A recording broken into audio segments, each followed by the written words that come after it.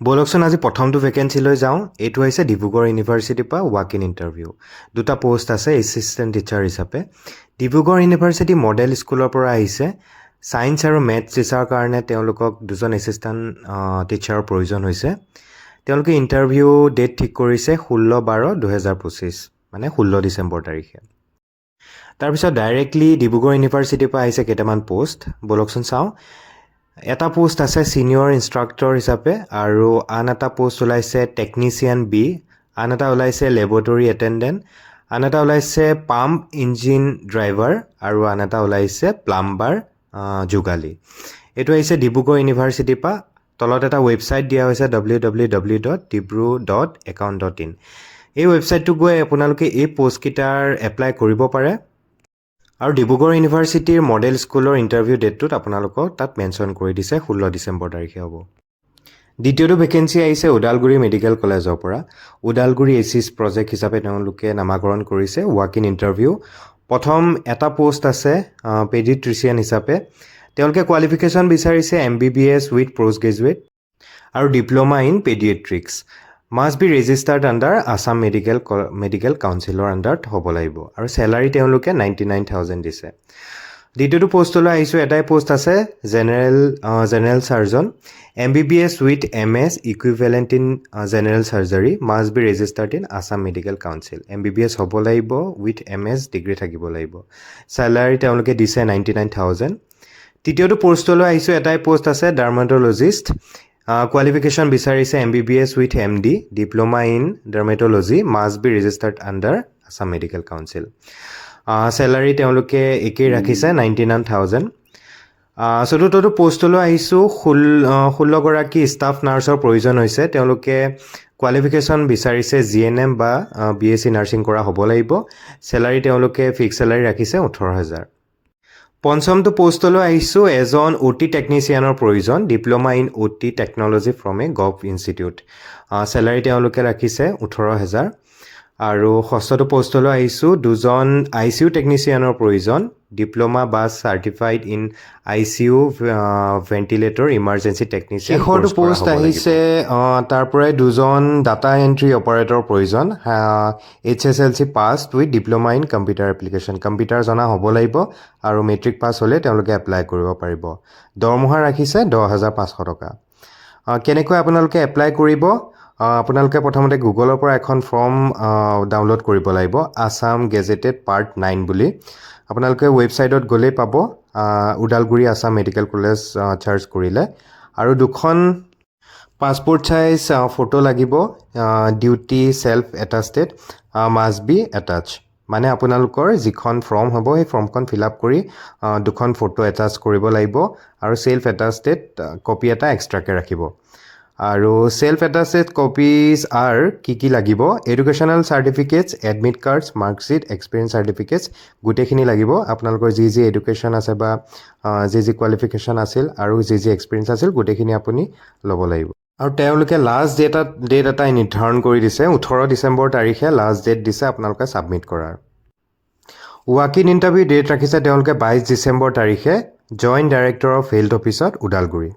পলম নকৰি আমি 3 নম্বৰটো ভেকেঞ্চিলৈ যাওঁ। এইটো আহিছে কলেজ অফ ভেটেনেৰী ছায়েন্স, খানাপাৰাত যিহেতু আছে সকলোৱে জানে। তাৰ পৰা আহিছে এজন য়ং প্ৰফেশ্যনেল টুৰ। কোৱালিফিকেশ্যন বিচাৰিছে MVSc in veterinary surgery and radiology, veterinary medicine, animal reproduction, gynaecology and obstetrics from a recognise university. ওপৰত মেনশ্যন কৰাৰ দৰে যদি আপোনালোকৰ কোৱালিফিকেশ্যনখিনি আছে তেতিয়াহ'লে আপোনালোকে এপ্লাই কৰিব পাৰিব। লগতে তেওঁলোকে এবছৰ এক্সপিৰিয়েঞ্চ বিচাৰিছে ভেটেনেৰী ফিল্ডতে আৰু চেলাৰী ৰাখিছে 35,000। এইটো ৱাক ইন ইণ্টাৰভিউ হয় যিহেতু 22 ডিচেম্বৰ তাৰিখে তেওঁলোকে ৱাক ইন ইণ্টাৰভিউ পাতিছে 3:30 বজাৰ পৰা ইভিনিং, আৰু ভেন্যু ৰাখিছে ডিল seminar hall, college of veterinary science, Khanapara, Guwahati. 4 number ভেকেঞ্চিটোলৈ আহিছোঁ। এইটো আহিছে আছাম মেডিকেল কলেজৰ পৰা। এটাই ভেকেঞ্চি আছে। প্ৰথম ভেকেঞ্চিটো হ'ল EEG টেকনিচিয়ান। তেওঁলোকে মেট্ৰিক পাছ বিচাৰিছে উইথ 3 years এক্সপিৰিয়েঞ্চ। চেলাৰীটো মেনশ্যন কৰি দিছে 10,791। আৰু ছেকেণ্ড ভেকেঞ্চিটোত 4টা পোষ্ট আছে। ECG technician, diploma in cardiac care technology.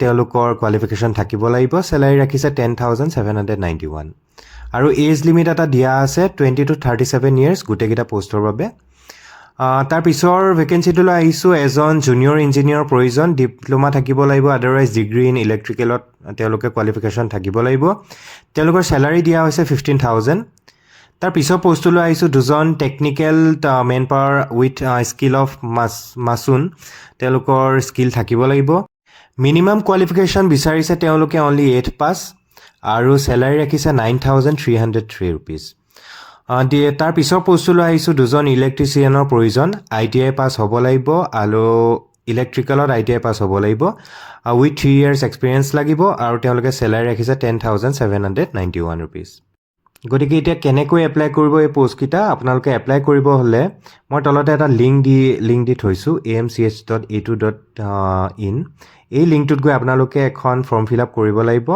আৰু লগতে আপোনালোকে যেতিয়া ইণ্টাৰভিউ দিব যাব অৰিজিনেল এডুকেশ্যনেল ডকুমেণ্টছ আপোনালোকৰ যি আছে এক্সপিৰিয়েঞ্চ চাৰ্টিফিকেটছ এজ প্ৰুফৰ কাৰণে কিবা এটা আধাৰ বা পেন কাৰ্ড কিবা এটা লৈ যাব আৰু এই গোটেই চাৰ্টিফিকেটছখিনিৰ দুটা আপোনালোকে জেৰক্স কপি কৰিব চেল্ফ এটাচ কপিজ আৰু লগতে নিজৰ চিভিখন লৈ যাব বিশেষকৈ দুটা ছেট লৈ যাব লাগে যেতিয়া ইণ্টাৰভিউ দিয়া হয় আৰু ইণ্টাৰভিউ ডেটটো দিছে 17 ডিচেম্বৰ দিনৰ 11 বজাৰ পৰা 1 বজালৈ মানে 11 AM to 1 PM আৰু ভেনুটো আছাম মেডিকেল কলেজতে হ'ব আৰু যদি কিবা কনফিউজন আছে এই লিংকটোত আপোনালোকে ভালকৈ চাই ল'ব পাৰে শেষৰটো ভেকেঞ্চিলৈ আহিছোঁ এইটো আহিছে মেজিক বাছ ইণ্ডিয়া ফাউণ্ডেশ্যনৰ পৰা পষ্টটো হৈছে ডিষ্ট্ৰিক্ট লাইভলিহুড মেনেজাৰ DLM আৰু তেওঁলোকে ৱৰ্ক লোকেশ্যন মেনশ্যন কৰি দিছে শ্বিলঙৰ মেঘালয় হ'ব আৰু কোৱালিফিকেশ্যন বিচাৰিছে গ্ৰেজুৱেট আৰু আপোনালোকৰ যদি পষ্ট গ্ৰেজুৱেট আছে বা তেনেকৈ